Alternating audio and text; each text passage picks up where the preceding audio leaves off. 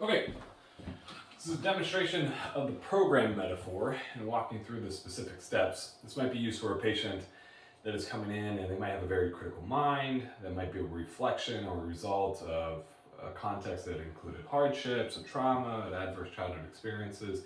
And this is a way of us demonstrating some perspective-taking abilities as well as infusing a sense of kindness and compassion within the patient. So, I will often, after doing the contextual interview and maybe hearing about a lot of life difficulties or hardships, I'll ask the patient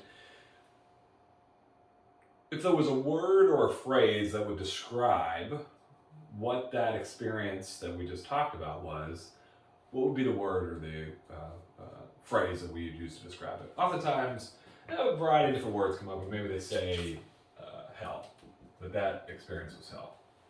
I then ask them,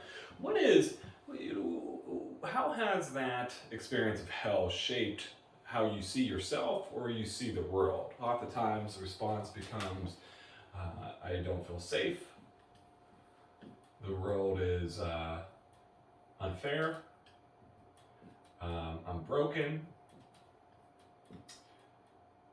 can't do things. Maybe depression makes up that hell experience. And then what I will say is let me show you a little bit about how our mind works. So if we learn that something equals something, like say we learn that A equals B, what's really cool about our minds is that without ever actually learning it directly, we also know that B has to come back in equal A, almost automatically. If we learn that A equals B, B also has to come back in equal A. For this experience, we know that hell experience taught this about ourselves and the world, and then also we prompted some things like depression symptoms. And we also know those experiences relate back to that experience of hell. Now, what's really interesting is that if we add our third letter to this, so if we learn that A equals B, and then say we also directly learn that B equals C, not only do we automatically know that C comes back and equals B, but now we also know that A and C have to be related and equal. And then in a way, our mind can almost cross out the middleman of B. Even though B is the one that has been directly related to A and C, we now can cut out B and know that A and C also have to be related and are equal to one another. Similarly up here, the additional factor within this equation is the individual, the patient, you. So the individual patient, you, are the one who went through that hell experience. We know that this hell experience has taught us these things about the world and about ourselves. And now not only do we know that this has to come back, hell we went through with you, we also now know that these experiences of feeling unfair, broken, not a safe place, that was directly related to that experience of hell, now our mind oftentimes will cut out the middleman and say, we are those things. It's no longer the experience itself, but we have become those things.